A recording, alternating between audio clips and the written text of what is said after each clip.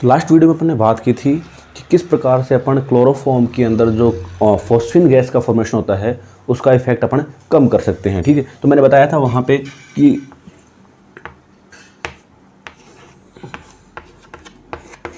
ये phosphine gas है, जब आप इसकी रिएक्शन कुछ स्मॉल अमाउंट के अंदर आप एथिल एल्कोहल इसके अंदर अपन मिला देते हैं तो वहाँ पे इसमें क्या होता है, इसकी विषाक्तता कम हो जाती है। तो CH2 C2H5 OH और C2H5 OH। ठीक है, तो ये मिलाने से आप इसकी विषाक्तता को क्या कर सकते हो, कम कर सकते हो। इसीलिए क्लोरोफॉर्म को क्या किया जाता है, बंद बोतलों के अंदर रखा जाता है। ठीक है, तो यहाँ से क्या होगा, यहाँ से Cl और यहाँ से H, यहाँ से Cl और यहाँ से H निकल जाएगा बाहर। तो HCl के निकल गए 2 मोल बाहर। ठीक है, और अपने पास हो गया CO C2H5 की होल राइस डाई एथिल कार्बोनेट। ठीक है, डाई एथिल कार्बोनेट आपके पास प्रोडक्ट के रूप में मिल गया। ठीक है, उसके बाद जो अपन बात करने जा रहे हैं वो है कि क्लोरोफॉर्म की रिएक्शन जब अपन एसीटोन के साथ में करवाते हैं तो वहाँ से अपने को क्या मिलता है। ठीक है, तो जब आप क्लोरोफॉर्म की रिएक्शन एसीटोन के साथ में करवाएंगे तो आपको यहाँ से क्या मिलेगा, क्लोरोटोन मिलेगा। ठीक है, तो देखिए रिएक्शन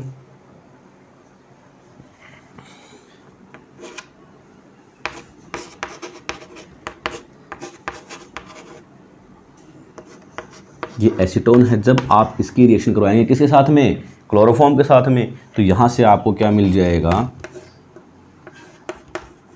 ये क्लोरोफॉर्म है तो यहाँ से आपको क्या मिलेगा, क्लोरोटोन मिलेगा। ठीक है, तो क्लोरोटोन में देखिए CCl3 OH CS3 CS3, इसको बोलते हैं क्लोरोटोन। ये पूछता है भाई काफ़ी बार एग्जाम में, तो अपन क्वेश्चन पूछ लिया कि how will you prepare chloretone from chloroform. तो ठीक है, ये मेथड है, ये बनाने का काफ़ी बार पूछता है, लिख लीजिए यहाँ तक का, उसके बाद आगे बताते हैं।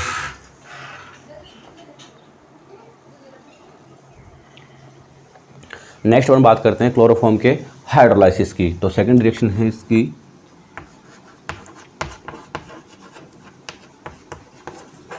हाइड्रोलाइसिस। देखिए क्लोरोफॉर्म का जब आप हाइड्रोलाइसिस करते हो के साथ में KOH के साथ में, तो आपको देखिए यहाँ से CH Cl क्लोरोफॉर्म है। जब आप इसका क्या करेंगे, हाइड्रोलाइसिस करेंगे यहाँ, तो सिंपली यहाँ से 3 KCl बाहर निकल जाएंगे और आपको जो प्रोडक्ट मिलेगा ये मिलेगा HCOH OH OH, जो कैसा है, अनस्टेबल है,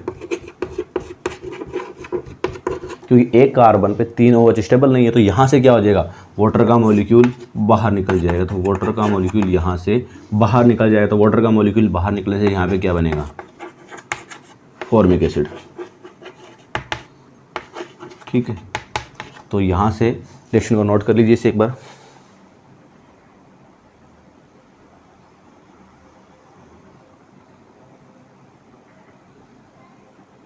उसके बाद है नाइट्रेशन। देखिए नाइट्रेशन में क्या है कि क्लोरोफॉर्म की रिएक्शन जब अपन कराते हैं HNO3 के साथ में, ठीक है, तो CHCl3 की जब आप रिएक्शन करवाओगे HNO3 के साथ में, तो यहाँ से आपको क्या मिलेगा, देखिए यहाँ से वाटर का मॉलिक्यूल तो बाहर निकलेगा, H2O निकल गया बाहर, और आपके पास बचा CCl3NO2 जो किसके रूप में काम में आता है, इंसेक्टिसाइड के रूप में काम में आता है। तो इसे बोलते हैं क्लोरोपिक्रीन। ठीक है, ये है क्लोरोपिक्रीन। इसे किसके रूप में अपन यूज लेते हैं, इंसेक्टिसाइड के रूप में यूज में लेते हैं। ले लीजिए यहाँ तक का स्क्रीनशॉट।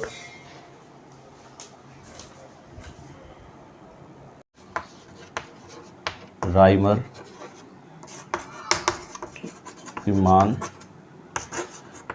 रिएक्शन। देखिए क्या होता है, जब आप फिनॉल की रिएक्शन करवाते हो किसके साथ में, फिनॉल और क्लोरोफॉर्म को आप हीट करते हो किस साथ में, KOH के साथ में, तो आपको वहाँ से क्या होता है, सैलिसिलिक सैलिसैल्डिहाइड प्राप्त होता है, सॉरी सैलिसिलिक एसिड नहीं, सैलिसैल्डिहाइड आपको वहाँ से प्राप्त होता है। देखिए ये फिनॉल लिया, ये क्लोरोफॉर्म, और जब आप इसको हीट करोगे किसके साथ में, KOH के साथ में, ठीक है, तो यहाँ से आपको क्या मिलेगा, सैलिसैल्डिहाइड बाहर मिल जाएगा, ठीक है, जो आपका मेन प्रोडक्ट होगा, ठीक है, सैलिसैल्डिहाइड,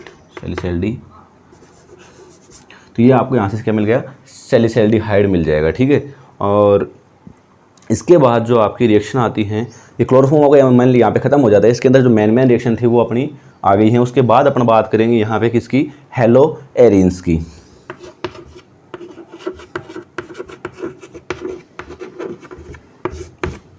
देखिए हेलो एरिन्स क्या होते हैं, इस प्रकार के जो कंपाउंड होते हैं क्या होता है कि जो हेलोजन एटम होता है वो डायरेक्टली किससे अटैच होता है, बेंजीन रिंग से अटैच होता है, ठीक है। हेलोजन एटम डायरेक्टली किससे अटैच होगा, बेंजीन रिंग से अटैच होगा, ठीक है। देखिए जो एक्स एटम है वो डायरेक्टली अटैच होगा किससे, बेंजीन रिंग से,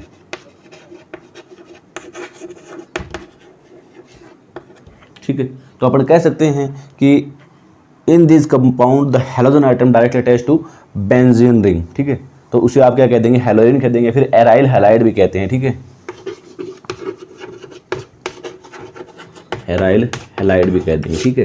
तो डेफिनेशन अपन ने लिख ली इसकी, those compound in which halogen atom directly attach to benzene ring is called aryl halide या फिर हेलो एरिन्स, ठीक है। तो इनकी अगर अपन नोमेनक्लेचर की बात करें, नोमेनक्लेचर की अगर इनकी बात करेंगे, नोमेनक्लेचर में क्या देखेंगे कि इनको क्या माना गया कि बेंजीन रिंग जो है उसको क्या मान लिया गया, इनके डेरिवेटिव मान लिया गया। मतलब आप इनके नाम लिखने से पहले हेलोजन को तो किसके रूप में लोगे, प्रीफिक्स के रूप में, प्रीफिक्स के रूप में लोगे आप हेलोजन को, और बेंजीन क्या हो जाएगी आपकी, पीछे रह जाएगी पेरेंट चेन के रूप में।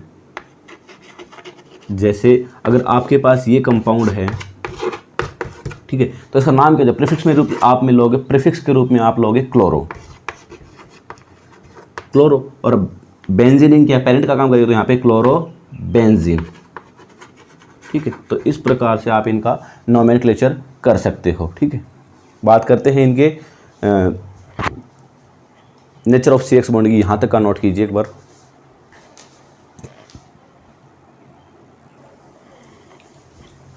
तो नेचर ऑफ CX बॉन्ड की अगर अपन यहाँ पे बात करें तो अपन देखते हैं कि एरिन्स के अंदर क्या होता है, in aryl halide halogen atom attach to benzene ring या फिर sp2 हाइब्रिडाइज कार्बन, या फिर आप बेंजीन रिंग भी लिख सकते हो, ठीक है। तो यहाँ पे क्या करता है, chlorine show plus R effect, ठीक है। अब क्लोरीन यहाँ पे प्लस R इफेक्ट शो करेगा तो वहाँ पे क्या हो जाएगा, पार्शली डबल बॉन्ड का फॉर्मेशन हो जाएगा, ठीक है। जिससे क्या होता है, पार्शली डबल बॉन्ड का फॉर्मेशन होने से जो CCl बॉन्ड की जो लेंथ होती है वो क्या हो जाती है, डिक्रीज होती है। अगर अपन एक्चुअली बात करें तो यहाँ पे पहले CCl जो सिंगल बॉन्ड होता है उसकी बॉन्ड लेंथ होती है 1.77 एंगस्ट्रॉम, ठीक है। और पार्शली डबल बॉन्ड आने के बाद यहाँ पे CCl बॉन्ड की जो लेंथ होती है वो कितनी हो जाती है, इस बॉन्ड की लेंथ हो जाएगी कितनी, 1.60 एंगस्ट्रॉम के समथिंग हो जाएगी, ठीक है। तो ये जो बॉन्ड की लेंथ के अंदर जो डिक्रीज दिखाई दे रहा है अपने को, ये यहाँ पे क्या प्रूव कर रहा है कि यहाँ पे क्या है, डबल बॉन्ड है, ठीक है। यहाँ पे ये डबल बॉन्ड के कैरेक्टर को शो कर रहा है। देखिए रेजोनेंस में देखिए आप इसके, आप अगर क्लोरोबेंजीन का एग्जाम्पल लेते हैं तो यहाँ पे क्लोरीन है, क्लोरीन के पास लोन पेयर ऑफ इलेक्ट्रॉन होते हैं, ठीक है। तो ये यहाँ अपने lone pair of electron donate करेगा, ठीक है। तो यहाँ से ये बॉन्ड यहाँ, तो यहाँ पे डबल बॉन्ड, ठीक है, और ये यहाँ नेगेटिव। अब ये यहाँ बॉन्ड बनाएगा तो ये यहाँ होगा, ठीक है।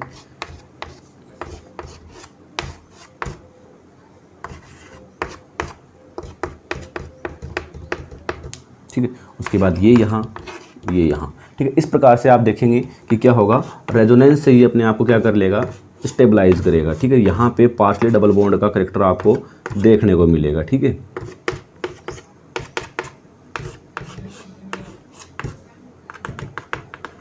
ए माइनस इसके अंदर है, ठीक है। तो इस प्रकार से क्लोरोबेंजीन के अंदर अपन देखते हैं कि यहाँ पे पार्शियल डबल बॉन्ड होने के कारण क्या होता है, यहाँ पे ये बॉन्ड इजीली ब्रेक नहीं हो पाता है, ठीक है। तो ले लीजिए स्क्रीनशॉट यहाँ तक का।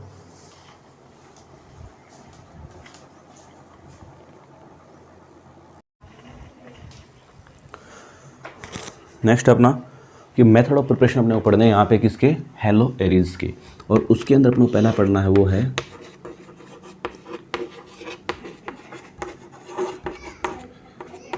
हैलोजनेशन, ठीक है। देखिए हैलोजनेशन में क्या है कि जब बेंजीन के साथ क्लोरीन ब्रोमीन रिएक्ट करते हैं किसकी प्रेजेंस में, हैलोजन कैरियर की प्रेजेंस में, ठीक है। तो यहाँ से अपने को क्या होता है, हैलोजनेशन कंपाउंड प्राप्त होता है। मैंने कल भी बताए थे आपको कि FeCl3 SbCl5, ठीक है, AlCl3 सब क्या है, हैलोजन कैरियर है, यहाँ से हैलोजन को निकालने का काम करते हैं, ठीक है। देखिए ये बेंजीन रिंग है, ठीक है। यहाँ पे जब क्लोरीन अटैक करेगा, ठीक है, किसी हैलोजन कैरियर की प्रेजेंस में, ठीक है, तो हैलोजन कैरियर की प्रेजेंस में जब यहाँ पे क्लोरीन अटैक करेगा तो यहाँ पे आप हैलोजन कैरियर ले लीजिए AlCl3, ठीक है। तो यहाँ से क्या होगा, आपके पास में आपको क्लोरीनेशन का कंपाउंड प्राप्त हो जाएगा, ठीक है। तो क्लोरीन ऊपर जुड़ जाएगा और HCl बाहर, ठीक है। इसी प्रकार से आप ब्रोमीन का कर लीजिए, ब्रोमीन भी इसी प्रकार से रिएक्शन देगा। तो ये ब्रोमीन है, जब आप इस पे रिएक्शन करवाएंगे Br2 की हैलोजन कैरियर की प्रेजेंस में, तो यहाँ से क्या होगा, देखिए ये Br इसके ऊपर अटैच हो जाएगा, ब्रोमिनेशन कंपाउंड अपने को यहाँ पे प्राप्त हो जाएगा और HBr निकल जाएगा बाहर, ठीक है। मैकेनिज्म कल मैंने जो फ्रीडल क्राफ्ट वाली बताई थी वो मैकेनिज्म यहाँ पे अलाउ हो जाएगी। अगर आपको फिर से बताना तो मैं मैकेनिज्म बता दूंगा, एक बार यहाँ तक का नोट कर लीजिए।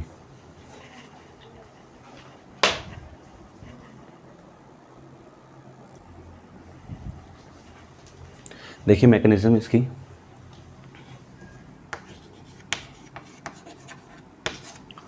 मैकेनिज्म की अगर बात करेंगे तो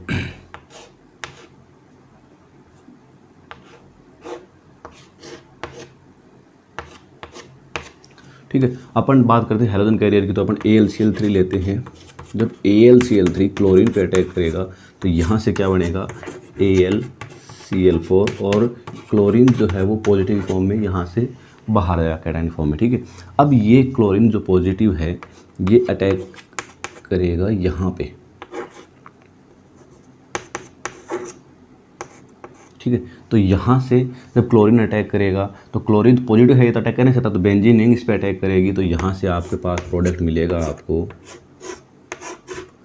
अगर ये यहाँ से इस पर अटैक करे तो पॉजिटिव यहाँ पे, यहाँ हाइड्रोजन, यहाँ क्लोरीन। अब पॉजिटिव को सेटिस्फाई करने के लिए यहाँ पे तो पॉजिटिव यहाँ आ जाएगा, पॉजिटिव यहाँ HCl, अब ये यहाँ तो पॉजिटिव यहाँ आएगा,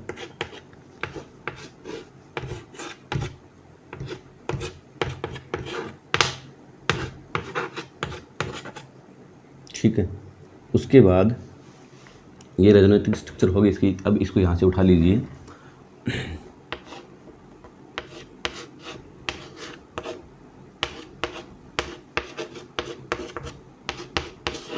इस पे आप अटैक करवा दीजिए AlCl4 का, ठीक है। तो AlCl4 का यहाँ पे अटैक होता है, ये हाइड्रोजन अपने इलेक्ट्रॉन दे के यहाँ से बाहर निकलेगा, ठीक है। तो ये हाइड्रोजन अब यहाँ अपने इलेक्ट्रॉन बाहर निकलेगा, तो यहाँ पे होगा बॉन्ड का फॉर्मेशन, ठीक है। ऊपर क्लोरीन और यहाँ से हाइड्रोजन लेगा Cl को बाहर, तो HCl बाहर निकला और AlCl3 बाहर निकल जाएगा, ठीक है।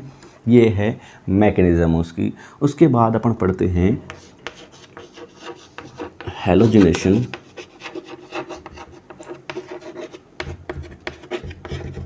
इन साइड चेन, ठीक है। तो देखिए हैलोजिनेशन इन साइड चेन में क्या होता है कि किसी प्रकार के हैलोजन कैरियर की रिक्वायरमेंट नहीं होती है, ये डायरेक्ट क्या होते हैं, सनलाइट की प्रेजेंस में होते हैं, ठीक है। जब आप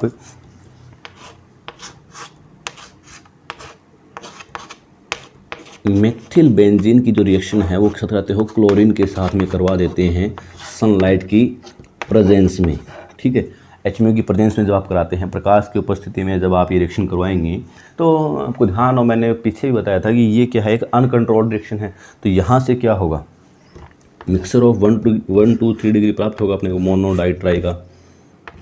तो यहाँ से CH2Cl, ठीक है। अब ये सिलसिला यहाँ रुकने वाले में नहीं है, ठीक है। अब ये रिएक्शन आगे कंटिन्यू होती रहेगी। पहले यहाँ पे एक Cl अटैच होगा, ठीक है। दोबारा यहाँ से जब आप दोबारा रिएक्शन होगी तो यहाँ से दोबारा हाइड्रोजन बाहर निकलेगा और यहाँ पे Cl2 आ जाएंगे। देखिए जैसे कि, तो यहाँ पे अपने पास प्रोडक्ट आएगा, वो क्या आएगा, HMO प्रेजेंस में। तो यहाँ पर अपने पास प्रोडक्ट आएगा CHCl2। एक बार दोबारा रिएक्शन होगी तो CCl3 निकल जाएगा, ठीक है। तो ये है हेलोजन साइड चेन। यहाँ तक का नोट कर लीजिए, एक बार ले लीजिए स्क्रीनशॉट इसका।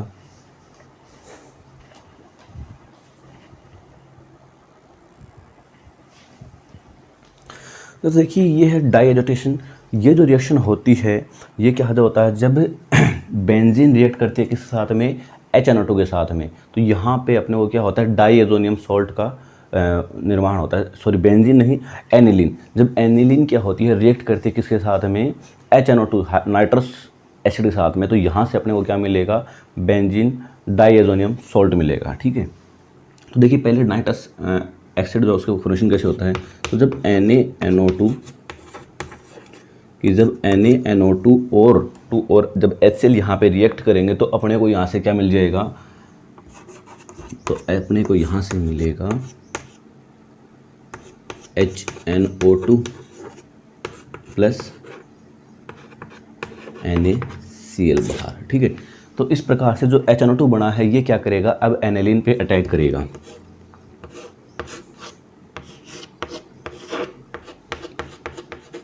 ये एनिलीन है। जब आप इस पे HNO2 का अटैक करवाएंगे तो यहाँ से आपको क्या होगा, बेंजीन डाईएजोनियम सॉल्ट का प्रिपरेशन प्राप्त होगा, फिर फॉर्मेशन होगा। देखिए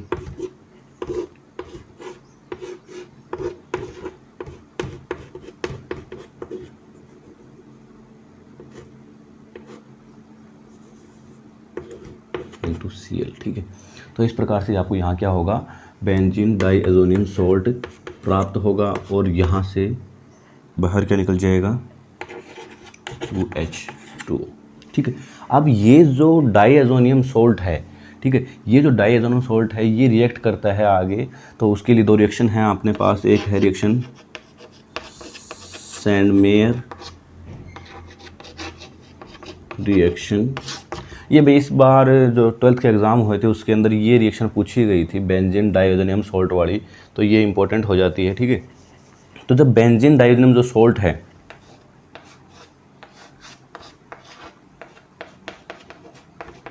जब ये रिएक्ट करता है किसके साथ में, Cu2Cl2, ठीक है, और HCl, तो अपने को यहाँ पे क्या प्राप्त होता है, क्लोरोबेंजीन प्राप्त होती है, ठीक है। इसी प्रकार से अगर अपने ब्रोमोबेंजीन प्राप्त करना हो तो अपने यहाँ पे Cu2Br2 लेंगे, ठीक है, Cu2Br2 HCl ले लेंगे तो अपने को यहाँ पे क्या मिल जाएगा, ब्रोमोबेंजीन मिल जाएगा। तो इन रिएक्शन को क्या कहेंगे अपन, सैंडमेयर रिएक्शन कहेंगे, ठीक है। तो एक बार ले लीजिए स्क्रीनशॉट यहाँ तक का।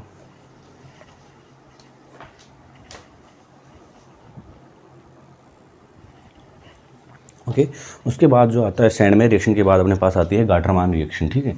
तो गाटरमान रिएक्शन भी क्या है, इंपॉर्टेंट रिएक्शन है।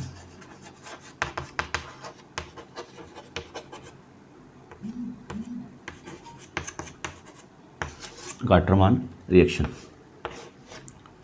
तो जब आप बेंजीन डाईएजोनियम सॉल्ट की रिएक्शन करवाते हैं कॉपर पाउडर के साथ, जब आप इसको हीट कर देंगे, ठीक है, जब आप कॉपर पाउडर के साथ इसको हीट करेंगे तो आपको यहाँ पे क्या होगा, क्लोरोबेंजीन ऑब्टेन होगा। और इस रिएक्शन को क्या कहते हैं, गाटरमान रिएक्शन। इंपॉर्टेंट रिएक्शन अभी गाटरमान रिएक्शन और सैंडमेयर रिएक्शन दोनों ही पूछता है, ठीक है। अगर आपको इसी रिएक्शन से अगर N2Cl से ही आपको क्या प्राप्त करना हो, आयोडोबेंजीन प्राप्त करना हो तो आप इसको क्या करेंगे, पोटेशियम आयोडाइड के साथ में हीट करेंगे, ठीक है। तो अगर आपको इसी मेथड से क्या करना हो,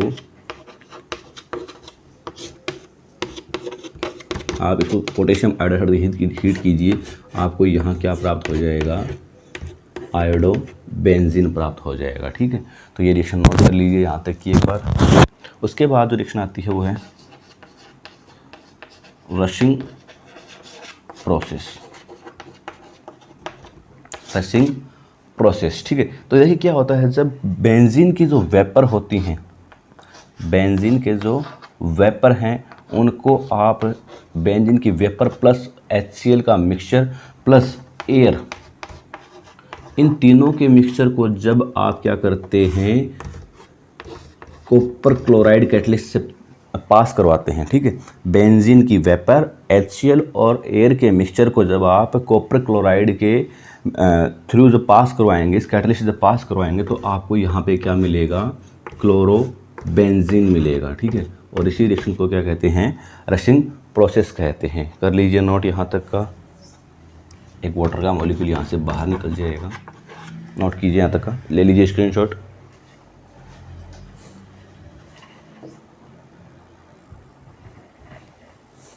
लास्ट जो रिएक्शन बची है इनके मेथड ऑफ प्रिपरेशन में वो है हुंस-डीकर रिएक्शन। ठीक है,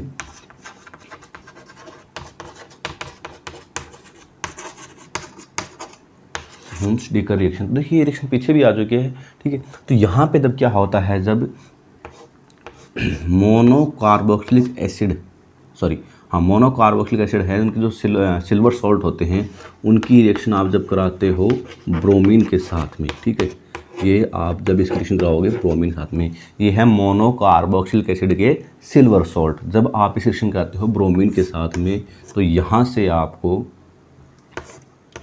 ब्रोमिनेशन कंपाउंड ऑब्टेन होगा, प्लस यहाँ से CO2 बाहर निकल जाएगा, प्लस एक AgBr यहाँ से बाहर निकल जाएगा। ठीक है, तो ये थे इनके method of preparation, important reaction है ये। ठीक है, इनके बाद जो बच्चे इनकी फिजिकल प्रॉपर्टीज़।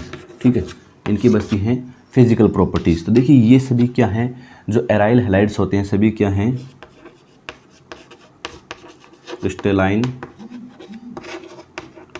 सॉलिड, सारे ही कैसे हैं, क्रिस्टलाइन सॉलिड होते हैं। प्लस इनमें क्या होता है, इनकी करेक्टरिस्टिक स्मेल होती है। ठीक है, वाटर में कैसे रहेंगे, ये वाटर में रहेंगे इनसॉल्युबल। ठीक है, जबकि ऑर्गेनिक कंपाउंड में कैसे रहेंगे, सॉल्युबल रहेंगे। ठीक है, वाटर में तो कैसे रहेंगे, इनसॉल्युबल रहेंगे, और ऑर्गेनिक जो कंपाउंड में कैसे रहेंगे, सॉल्युबल रहेंगे। और इनका जो मेल्टिंग पॉइंट और बॉइलिंग पॉइंट का जो ऑर्डर है, ठीक है, MP और जो BP का इनका जो ऑर्डर है वो क्या होगा, जब आप हैलोजन ग्रुप में ऊपर से नीचे आएंगे तो वो क्या होगा, इंक्रीज होगा। ठीक है, तो ऑर्डर क्या हो जाएगा इनका, सबसे ज़्यादा